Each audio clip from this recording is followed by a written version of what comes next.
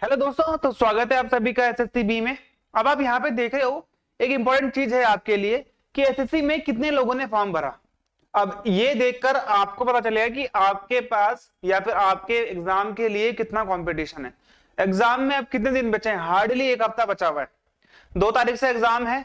अब हालांकि ये जो एग्जाम है, ठीक है, ये मई जून चलने वाला है, लेकिन इसमें 20 दिन का समथिंग का इसमें गैप होता है, तो इसलिए ये पूरा का पूरा 1 महीना 1.5 महीना खींच रहा है। एसएससी ने इसको खींचा है। अब सबसे इंपॉर्टेंट चीज यहाँ पे ये है कि कितने लोगों ने इसके फॉर्म भरा हुआ है।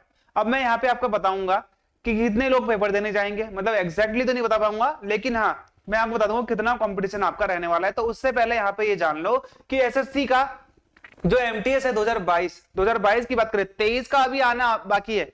जून जुलाई में आपका 23 वाला एमटीएस दोबारा से आएगा। इसका 2022 जो अभी प्रक्रिया चल रही है, जो कि आपका 2 मई से एग्जाम है ना, ये आपका एसएससी एमटीएस 2022 का है, 23 का नहीं है। ये चीज आप लोग ध्यान देना। तो यहाँ पे आप देखोगे सबसे इंपॉर्टेंट क्या है कि वैकेंसीज आप देख रहे हो 12,500 है, इंक्रीज हो गई थी। आपको पता है पहले 12,000 समथिंग 11,500 समथिंग आई थी, तो उसके बाद ये 800-900 इंक्रीज हुई है। तो यहाँ पे आप देखोगे 12,523 वैकेंसी है। आपको एग्जाम जो देखने को मिलेगा 2 मई से लेकर 20 जुलाई से आपको एग्जाम देखने को मिलेगा। यह इसमें ना बीच में अब आपको देखने को मिलेगा कि बीच में इसमें 20-22 दिन का गैप भी है। अब दूसरी इंपॉर्टेंट चीज यहाँ पे देखो कि जो इसका एग्जाम पैटर्न है वो क्या है। देखो सबसे इंपॉर्टेंट क्या है कि इसमें ना 2 सेशन होंगे। देखिए यहाँ पे पहला सेशन ये हो गया आपका फर्स्ट सेशन, और ये हो गया यहाँ पे आपका सेकंड सेशन। यहाँ पे मैं सेशन लिख देता हूं। यहाँ पे देखिए ये इंपॉर्टेंट चीज है कि ये सेशन 1 हो गया, सेशन 2 हो गया। अब होगा तो ये एक ही टाइम पे, जैसे ही आपका सेक्शन 1 खत्म हो जाएगा वैसे ही आपका सेशन 2 स्टार्ट हो जाएगा। कोई आपको अलग से दोबारा से वापस नहीं आना है, ठीक है। सेशन 1 सेशन 2 आपका एक साथ होगा। अब देखिए सेशन 1 में आपकी इंपॉर्टेंट चीजें क्या है कि आपके 20-20 के 2 सेट क्वेश्चन आएंगे। किस किस के आएंगे? एक मैथ्स का आएगा और एक रीजनिंग का आएगा। मैथ्स और रीजनिंग के 20-20 क्वेश्चन आपके आ गए। ये जो मैथ्स और रीजनिंग है ना, 20-20 के 2 क्वेश्चन, ये आपके 3 नंबर के हैं। ये आपके 60-60 यानी कि 120 नंबर का यहाँ पे हो जाएगा। ये दोनों हो जाएगा यहाँ पे 120 नंबर का। अब ध्यान रखो यहाँ पर जो ये पहला वाला सेशन है, इसमें कोई नेगेटिव मार्किंग नहीं है। ये सिर्फ क्वालिफाई करने के लिए है। आपको जर्नल कैंडिडेट को यहाँ पे 30% मार्क्स लाना बहुत इंपॉर्टेंट है। तो यहाँ पे आप देखोगे कि अगर आपने 12 क्वेश्चन सही भी कर दिए तो भी आपका नाम आ जाएगा, तो भी आप क्वालिफाई कर जाओगे। लेकिन इससे आपकी नौकरी नहीं लगेगी। नौकरी कैसे लगेगी? नौकरी लगेगी आपके सेशन सेकंड से। इस सेकंड जो सेकंड सेशन है आपका, इसमें जीके और आपकी इंग्लिश है। 25-25 क्वेश्चन है, 75-75 मार्क्स के, यानी कि हर क्वेश्चन 3 नंबर का है। तो यहाँ पे आपका 150 मार्क्स का जो ये पेपर होगा, इसी से ही आपकी ये होगा। आपका नेगेटिव मार्किंग भी है इसमें। इस 150 में से आपकी क्या लगेगी? मेरिट लगेगी। इसी के हिसाब से यहाँ पे आपकी नौकरी लगने वाली है। तो ये वाला आपके लिए बहुत इंपॉर्टेंट हो गया है। ये चीज आप यहाँ पे ध्यान दो। इंग्लिश और जीके की तैयारी अच्छे से करके जाना। ये सिर्फ आपको क्वालिफाई करना है। 30% से ज्यादा नंबर ले आना। तो कितना होता है?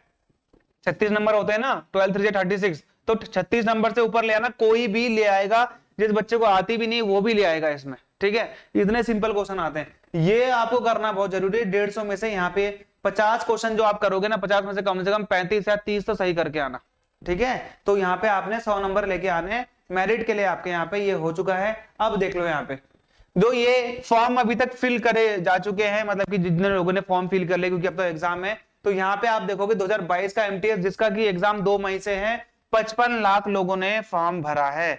55 लाख लोगों ने फॉर्म भरा है। अगर हम बात करते हैं 2021 के एमटीएस की, तो आप यहाँ पे देखोगे 37 लाख लोगों ने इसके फॉर्म को भरा है। और अगर हम सिलेक्शन पोस्ट जो कि अभी आया तो 2023 का 14 लाख लोगों ने भरा है, अलग अलग डिसिप्लिन में, अलग अलग 10th 12th और ग्रेजुएशन स्टैंडर्ड पे।